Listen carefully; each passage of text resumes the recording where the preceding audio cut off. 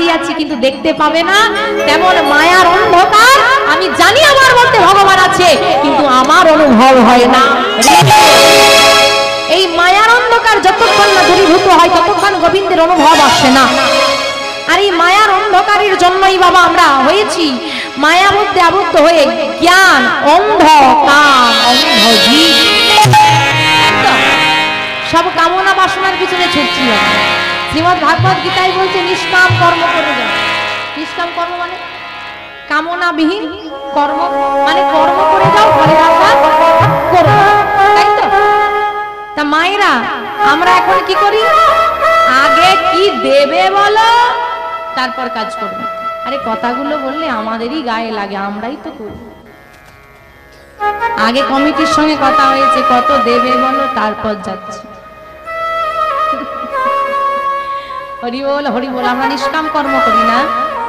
এই অজ্ঞানতার যে অন্ধকারটা তাহলে দূরীভূত হলে এই সমস্ত সমস্যার সমাধান করতে পারে। আর এই অজ্ঞানতার অন্ধকারকে দূরীভূত করার কি কোনো উপায় আছে? তো কি উপায়? অজ্ঞানং তিমিরং ধস্যা জ্ঞানং যেন শলাকয়া চক্ষুর্মীলিতং येन তস্मै শ্রী গুরবে নমঃ। একবার তিমির শব্দের অর্থ কি বললাম? তিমির শব্দের অর্থ কি বললাম শুনছিলে তো?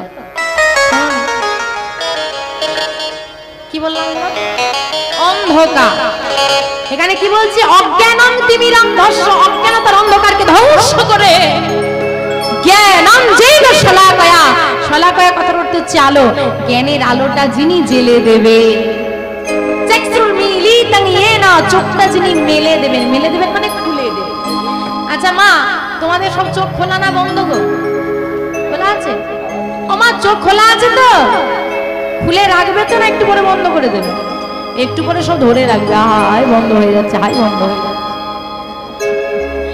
চোখটা যিনি খুলে দেবেন। আচ্ছা আমাদের তো নয়ন উন্মোচনই আছে, আবার কোন নয়ন উন্মোচন করবে? তিনি বললেন যে এই নয়ন হচ্ছে অসার নয়ন, এর কোনো দাম নেই, কোনো দাম নেই।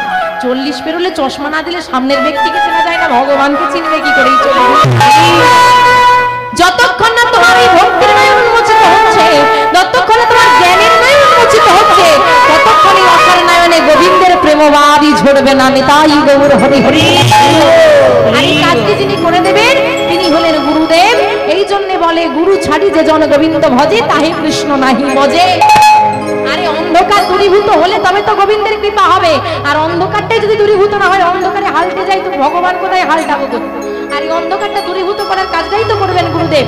তাই আগে আশ্রয় তারপর বিষয়।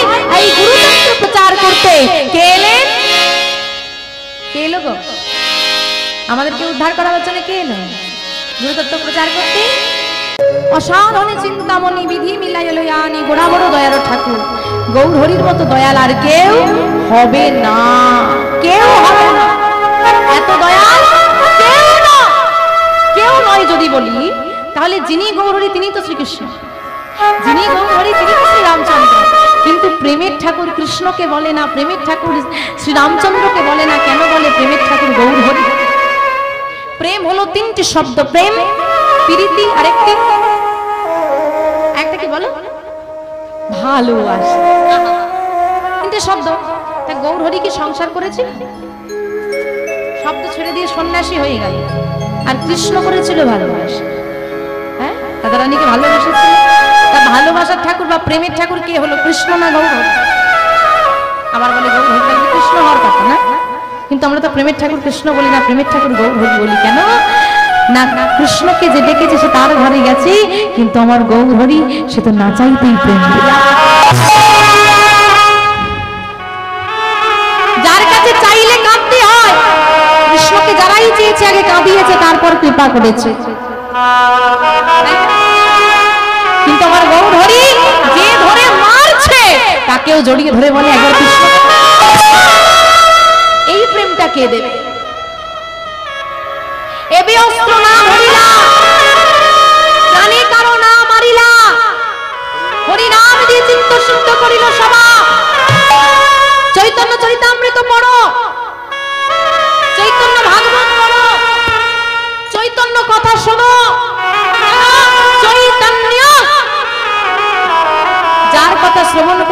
জীবের চেতনা জাগ্রত হয় তিনি হলেন চৈতন্য। চৈতন্য দান করবে বলে এসেছে বলে না, তবে তিনি চৈতন্য। তার কথা আমরা ভুলে গেছি। কারো মনে আছে চৈতন্য কথা? ভালোবাসি কেউ খোঁজ নেই তার? শোনো, ভাবো, সে তো ভগবান, আমি তো সাধারণ মানুষ, আমার জীবনের কোনো দাম আছে? তিনি ভগবান, ত্রিলোক অধিপতি, 14 ভুবনের মালিক। তুমি কোটি টাকার মালিক, সে 14 ভুবনের মালিক। তোমার মধ্যে অহংকার আছে, তার মধ্যে কোনো অহংকার নেই। যিনি অযোধ্যাধিপতি, তিনি দ্বারকাধীশ্বর, তিনিই তো কলিযুগের ভিখারি। কলির জীবে দাঁড়িয়ে দাঁড়িয়ে গিয়ে নামের প্রচার করছে আর বলছে, দাদা শোনো, এটাই যাচ্ছে। গৌরহরি কত দয়া। এই যে আমি কথাটা বললাম, আপনারা লীলা শ্রবণ করেছেন, আপনাকে কীর্তন শ্রবণ করেন, কংস বধ, শিশুপাল বধ, রাবণ বধ। আপনি কলিযুগে কোথাও বধ শব্দ দেখাতে পারবেন? চাঁদ গাজী উদ্ধার, জগাই মাধাই উদ্ধার। উদ্ধার আর বধ শব্দের মধ্যে অনেক তফাৎ। পুলিশ চোর মারতে পারবে চোরকে, মারে না, কিন্তু চোরের চোর প্রবৃত্তিকে ভুলিয়ে দিতে পারবে, এটা সাধু ছাড়া কেউ পারবে না। কৃষ্ণ কংসকে বধ করে দিয়েছে, প্রাণে মেরে ফেলেছে, কিন্তু আমার গৌরহরি জগাই মাধাইকে উদ্ধার করতে, চিত্ত শুদ্ধিকরণ করেছে। যে অস্ত্র প্রয়োগ করলে প্রাণ সংহার ঘটে, সে অস্ত্র কলিযুগে আর নয়। গৌরহরি এনেছেন প্রেম অস্ত্র। এই অস্ত্র কেমন? প্রয়োগ করলে তোমার ওপরটা অক্ষত থাকবে, ওপরের কোনো ক্ষতি হবে না, আর ভেতরের কুমানসিকতা ভেঙে চুরমার হয়ে যাবে। কত দামি অস্ত্র এনেছে দেখেছো? কম দামি নয়, দামি অস্ত্র, যেটা সবার কাছে থাকে না। তাই দাদাকে ডেকে বলছে, দাদা শোনো। কমা, দাদার কথাটা পরে শুনবে, আগে তোমরা বলো। এই যে আজকে কীর্তন হচ্ছে, আশেপাশে সমস্ত মানুষ এসেছে? আসেনি কেন গো? এলো না কেন? তো তিনি জিজ্ঞেস করছেন, তাহলে ভাই সবাই যদি নাম না নেয় কি করবো? তাহলে চলে আসতে হবে। তুমি না নিলে আমি কি করবো? চলে আসবে, ছেড়ে দেবো? বলছে, দাঁড়াও দাদা, শুনে তো না। এখানে বাবারা বসে আছেন, অনেক বয়স হয়েছে আপনাদের, বাড়িতে ছেলে মেয়ে আছে, ভুল করে, অন্যায় করে, আপনি ভেবে বলুন, আপনি আপনার কথা বলুন, ভগবানের কথা ভাবতে হবে না।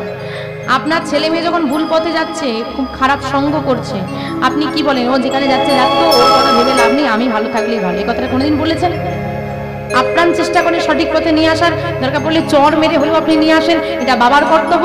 আপনি জগতের, আপনি আপনার সন্তানের পিতা, তিনি হলেন বিশ্বপিতা। আমি তো বিশ্বপিতা, সন্তান তো ভুল করবেই, বাবা হয়ে কি ভুল পথে যেতে দিতে পারি? কত ভালোবাসা। তাহলে কি করব ভাই? কি করবে? শোনো, তাহলে আমি বলে দিই। তুমি নাম দেবে, যদি কেউ না নেয় কি করব?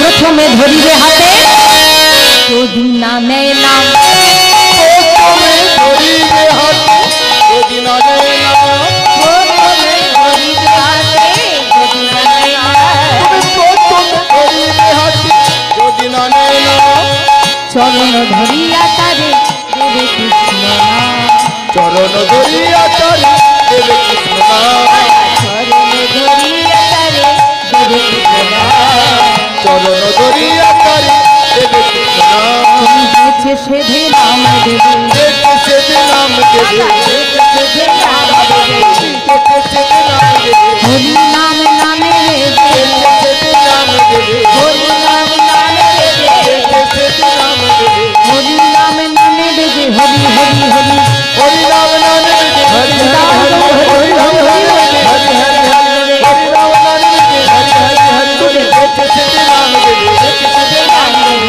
যেছে সেধে নাম দেবে। তোমাকে আমি মা বলে ডেকেছি, তোমাদেরকে আমি বাবা বলে ডেকেছি, আমার তোমাদেরকে প্রণাম করতে কোনো দ্বিধা নেই, চরণ ধরতে দ্বিধা নেই, কিন্তু বাবা যদি সন্তানের পায়ে ধরে, সে অপরাধ কি কেউ রাখতে পারবে? তিনি তো বিশ্বপিতা হয়ে আমাদের পায়ে ধরে নাম প্রচার করেছে। বুঝতে পারছো? তুমি মা হয়ে কোনদিন সন্তানের পায়ে ধরেছ? ধরনি তো? সে বিশ্বপিতা হয়ে আপনার আমার মতো সাধারণ মানুষের পায়ে ধরে বলেছে, ওরে কৃষ্ণ বলে। বল না তোর উদ্ধার হয়ে যাবে, বল না। এমনই করে কেউ কি তোমাকে ভালোবাসবে? আমরা সন্তানের জন্য জীবনে কত কিছু করি, তারা ঘুরেও আমাদের দিকে দেখে না। কিন্তু যিনি ভগবান, তিনি আমাদেরকে ভালোবেসে আমাদের পায়ে ধরে নাম দিয়ে গেল, আমরা একবার ঘুরে তার দিকে দেখলাম। ভালোবাসো তাকে যে তোমাকে ভালোবাসে, সে আমাদেরকে এত ভালোবাসা দিল, আমরা বিন্দুমাত্র দিতে পারলাম না। এমন দয়াল এসেছে বলেই তো মহাজন লিখেছেন, ধন্য কলিযুগ ধন্য। এই কলিযুগটা ধন্য হয়ে গেল কেন? অবতীর্ণ আমার শ্রী চৈতন্য মহাপ্রভু কি। কি হলো এটা? সেই বাজি পটকা অনেকদিন পড়ে থাকলে আগুন দিয়ে দিলে ফস করে একটা আওয়াজ হয়ে উড়ে চলে যায় না? আওয়াজ হয় সেরকম অবস্থা। আমার গৌর হরির ভালোবাসা আজকে ভারতবর্ষের মাটি পেরিয়ে ইংল্যান্ড, ফ্রান্স, জাপানে পৌঁছে গেছে। গেছে তো, পরিণাম হচ্ছে তো। আমার মায়েদের ভালোবাসা প্যান্ডেলের বাইরে পৌঁছাচ্ছে। দাও মা, একটু জোরে হবে, আরো ভালোবাসা আছে। জয় জয় শ্রী চৈতন্য মহাপ্রভু কি, জয় জয় শ্রী চৈতন্য মহাপ্রভু কি, আমার নিতাই চাঁদে কি, নবদ্বীপ ধামে কি, আমার গৌরে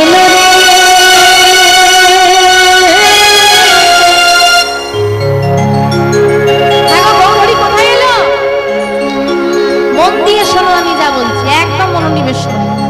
আজ থেকে 539 বছর পূর্বে 1407 শতাব্দে 23শে ফাল্গুন 1486 খ্রিস্টাব্দে দোল পূর্ণিমা তিথিতে সচি মায়ের কোল আলো করে এই ভারতবর্ষের মাটিতে নদিয়া জেলার নবদ্বীপ ধামে নেমে এসেছিল গোরা চাঁদ, যারা আলোয় আলোকিত হলো সারা বিশ্বভূমি।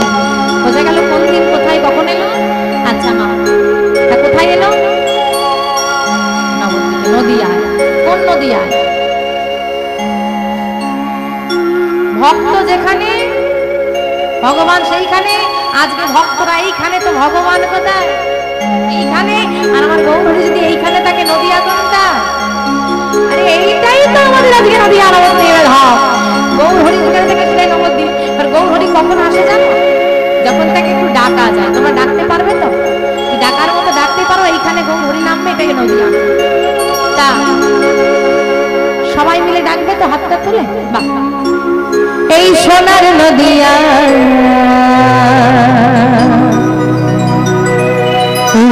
ধ্বনি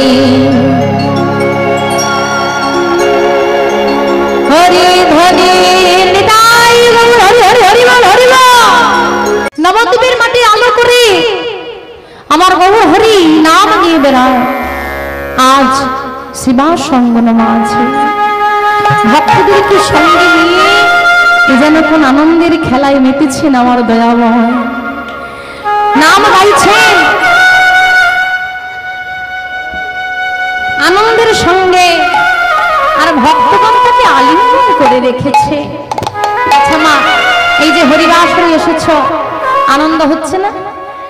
তা গৌর হরির নাম হচ্ছে আজকে এত আনন্দ হচ্ছে আমাদের, না জানি যেখানে গৌর হরির স্বয়ং নাম গাইছে সেখানে কত আনন্দ হচ্ছে। আজ ভক্তদেরকে সবাইকে একত্রিত করি আমার গৌর হরি হেমকুণ্ড বাহ তুলে নাম করছেন, নৃত্য করছেন শিবা সঙ্গনের মাঝে। কেমন করে গো মা গৌর হরি নাম গাইছে, একটু অনুধ্বনি করবে। হ্যাঁ, শিবা সয়নে নাচে সচির দোলা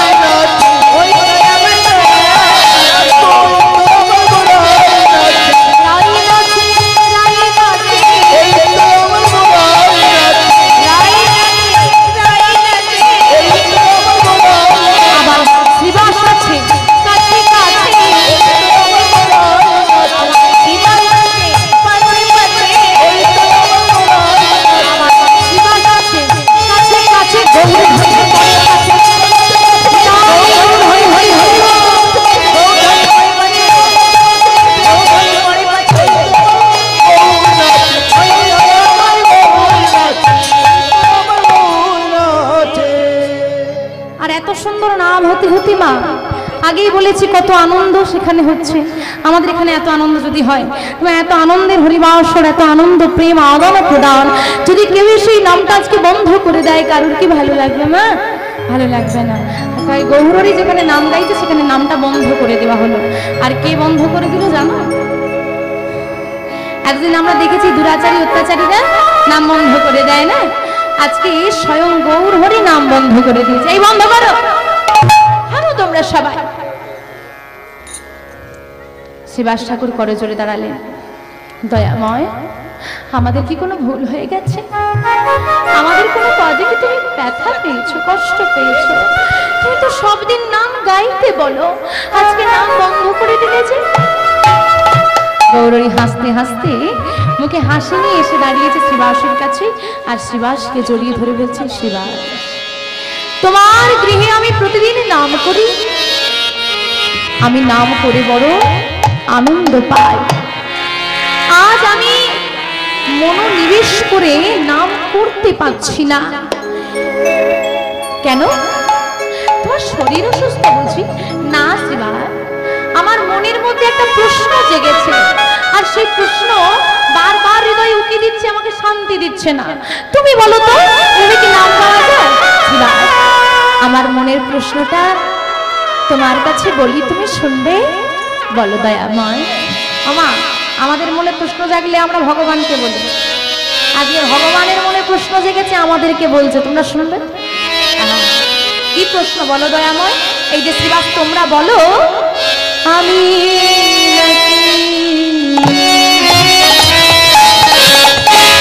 ব্রজে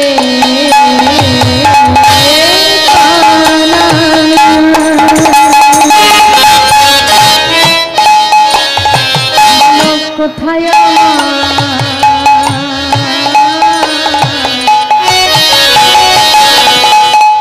দাদা আমি নাকি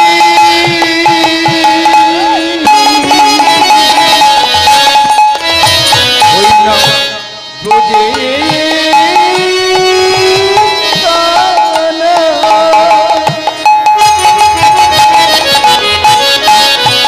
বলো বলো কোথায় আমার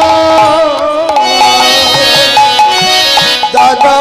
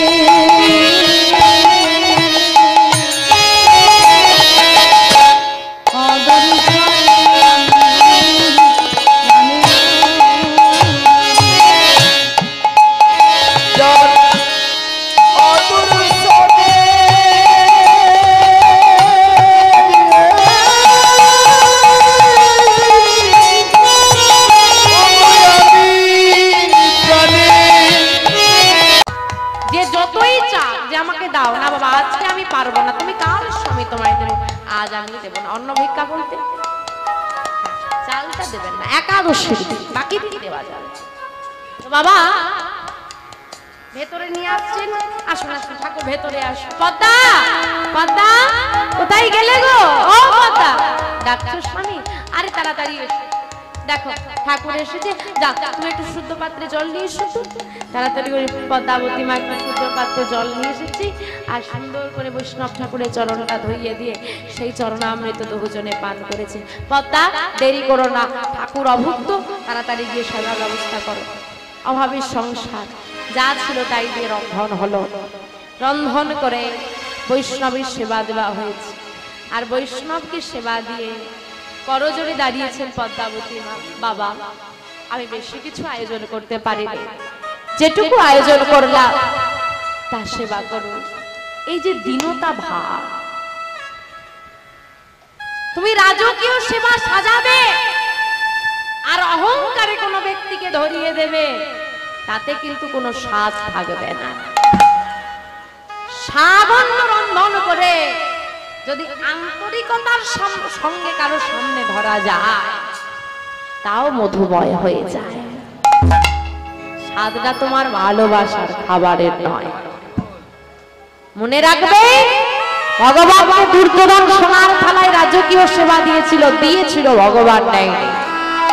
পরাশরী মায়ের ঘরে গিয়ে কলার খোসা সেবা করে এলো, তবুও দুর্যোধনের সোনার পাত্রে দেওয়া অহংকারের অন্ন ভগবান ঘুরেও তাকালো।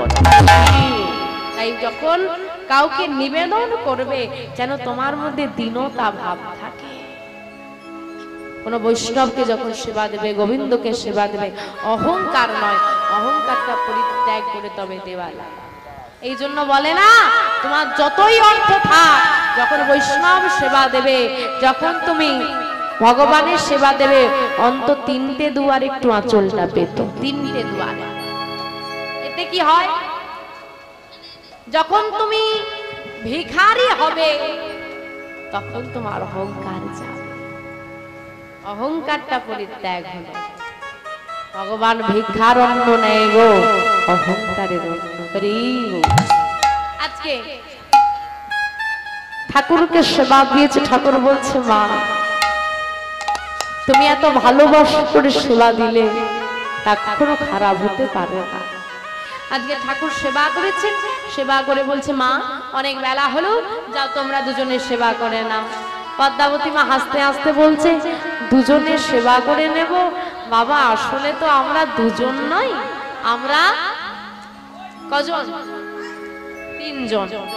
3জন আশা থেকে তো দুজনকেই দেখছি। বলে বাবা তাকে তুমি দেখবে কি করে? সে কোন সকাল বেলায় বেরিয়েছে, কোথায় গেছে গো?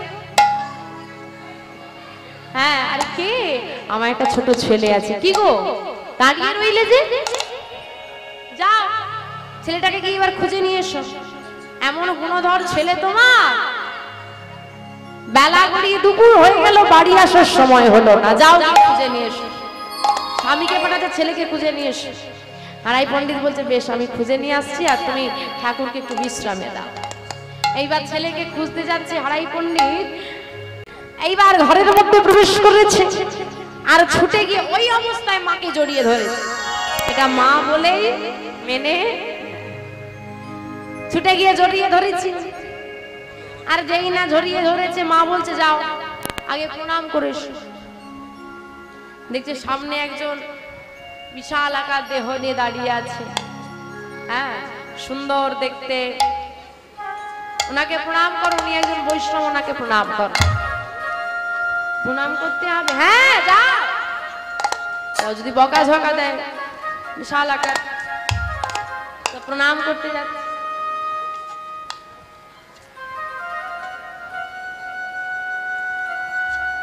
আর প্রণাম করতে যাবে একদম ঠাকুর লাফিয়ে উঠে যায়, আরে দাঁড়াও, আরে করো কি করো কি, আহা মা ওই দুধের শিশুটা এসে আমাকে প্রণাম করবে? হ্যাঁ যাও, দুধের শিশুকে প্রণাম নিতে নেই, তুমি যাও। ছেলে এসেছে, অনেক বেলা হয়ে গেছে, যাও গিয়ে সেবা করে নাও। এবার কুবেরকে মা টানতে টানতে নিয়ে যাচ্ছে আর বকা দিচ্ছে, সব থেকে ধুলো হয়ে এসে চল। আর এদিকে কুবেরকে মা স্নান করিয়ে দিচ্ছে। আর কুবেরকে যখন মা স্নান করিয়ে দিচ্ছে, কুবেরকে অপরূপ সুন্দর দেখতে, তো সেই ছেলে যখন জলখেলি করছে, মা স্নান করাচ্ছে, তার যে অপরূপ দৃশ্য, তা অপরূপ দৃষ্টিতে ওই সন্ন্যাসী ঠাকুর দর্শন করছে। আর মনে মনে হাসছে আর বলছে ছি ছি ছি ছি ছি ছি ছি ছি, তুমি আমাকে প্রণাম করতে যাচ্ছিলে?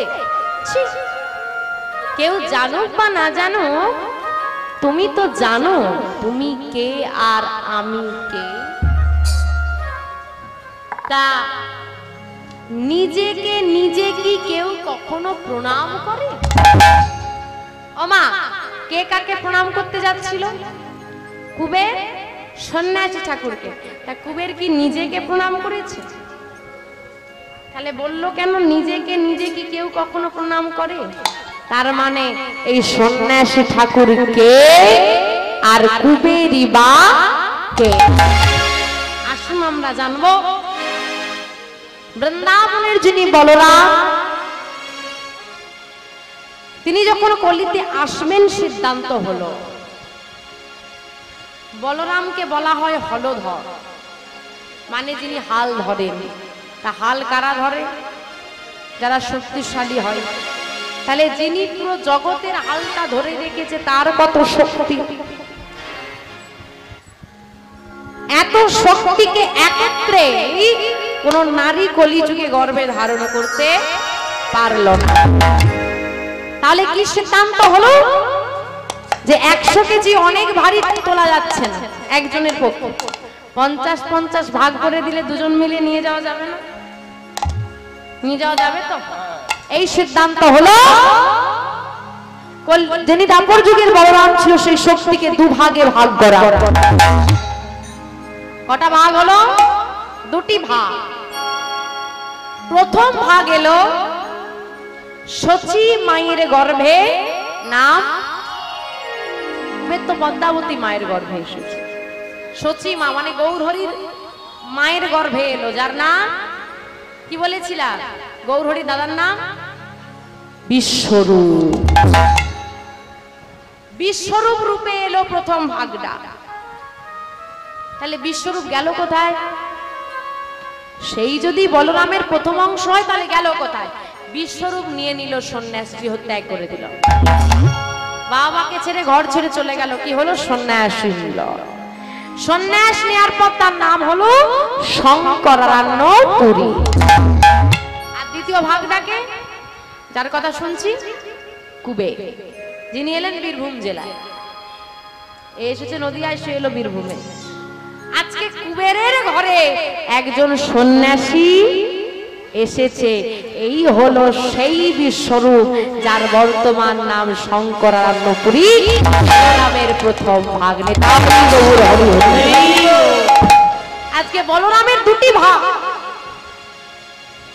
একই ঘরের মধ্যে একে অপরের দিকে তাকিয়ে আছে। আর সন্ন্যাসীটা একটু মনে মনে চিন্তা করছে, আমি দুর্বল, কারণ আমার তো একটা অংশ কুবের।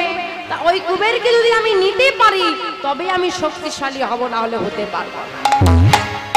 এই কথা চিন্তা করছি। আর এদিকে হারাই পণ্ডিত এসে বলছে, ঠাকুর আপনি বিশ্রাম নেবেন না? হ্যাঁ, আমি একটু বিশ্রাম নেব। বিশ্রাম নিতে গেলেন সন্ন্যাসী ঠাকুর। দেখতে দেখতে নেমে এলো সন্ধ্যা। সন্ধ্যা বেলা পদ্মাবতী মা তুলসী তলায় প্রদীপ দিয়ে সন্ন্যাস ঠাকুরের কাছে এসে দাঁড়ালেন। সন্ন্যাস ঠাকুর এসে করজোরে বলছে, ঠাকুর ঠাকুর, আজই শুভ সন্ধ্যায় যখন আপনাকে আমি আমার গৃহে পেয়েছি, আপনার বদল হতে কিছু হরিকথা কৃষ্ণ কথা আমি শ্রবণ করতে চাই। ঠাকুর বলে উঠলেন, আমি কৃষ্ণ কথার কি বা জানি? হ্যাঁ গো মা, আমরা যে এত কথা বলছি আমরা কোথা থেকে পেলাম? গুরু পরম্পরায়। কিন্তু যিনি ভগবানের লীলা স্বয়ং নিজে চোখে দর্শন করেছেন যুগে যুগে, তার কাছে অজানা কিছু আছে? তবুও তিনি বলছেন, আমি কৃষ্ণ কথার কি বা জানি। এটা হলো দীনতা। ত্রিনাদপি শুনিছেন তরুণীব সহিষ্ণুনা, অমানীন মানবেন কীর্তনীয় সদা হরি। এটা হচ্ছে বৈষ্ণবের গুণ। ঘাসের থেকেও নত হতে হবে, গাছের মতো সহন ক্ষমতা লাগবে। অমানিকেও তুমি মানদান করবে, আর বদনে সর্বদা কৃষ্ণ নাম তোমার থাকবে। জেনে রাখবে, বৈষ্ণবের গুণ অহংকার নয়। মনে রাখতে হবে মা, যে গাছে ফল হয় না তার মাথাটা কেমন থাকে, আর যে গাছে ফল হয় তদ্রূপ। যার মধ্যে কিছুই নেই তার অহংকার বেশি, মাথা উঁচু। কিন্তু যার মধ্যে যত জ্ঞানের সঞ্চার, যার মধ্যে যত ভক্তির সঞ্চার, যার মধ্যে যত দীনতা আছে, তিনি তো মাথা নত করেই থাকবেন। তবেই বুঝবেন। যে মহাজন তর্ক করে জিতে যায় সে জ্ঞানী হতে পারে, ভক্ত নয়, বৈষ্ণব। যদি কেউ মাথা নত করে হারও স্বীকার করে, মুখে হাসি রেখে, জেনে দেখবে তার মধ্যে হয়তো জ্ঞান কম আছে, কিন্তু তার মধ্যে মানসিকতা, ভক্তি, বিবেক আছে।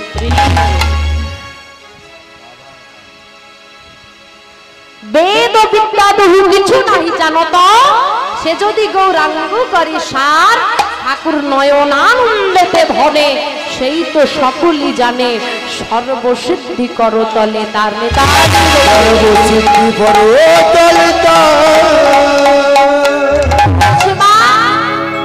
বেদ বিদ্যা বহু কিছু নাহি জানত, বেদ বিদ্যা তুমি কিচ্ছু জানো না, সে যদি গৌরাঙ্গ করে সার, গৌরাঙ্গকে সার করতে পারে, ঠাকুর নয়নানন্দেতে ভনে, ভনিতা করে ঠাকুর নয়নানন্দ বলছেন সে সব জানে, সর্বসিদ্ধি করতালে তিনি সব সিদ্ধি লাভ করেন। কারণ বাবা বর্তমান শিক্ষিত হওয়ার উদ্দেশ্য হচ্ছে সার্টিফিকেট জোগাড় করা আর চাকরি পাওয়া, মানুষ হওয়া নয়। আগে সামাজিক শিক্ষাটা না, যাতে মানসিকতাটা গড়ে ওঠে। ওই সার্টিফিকেটের উপর সার্টিফিকেট রেখে পাহাড় জমিয়ে ফেলেছ, কিন্তু এখানে তোমার একটু ভক্তি ভাব নেই, মানুষকে মানুষ বলে ভাবো না, মানুষকে সাহায্য করতে জানো না, ভেবে রাখো তোমার সব শিক্ষাটাই শূন্য।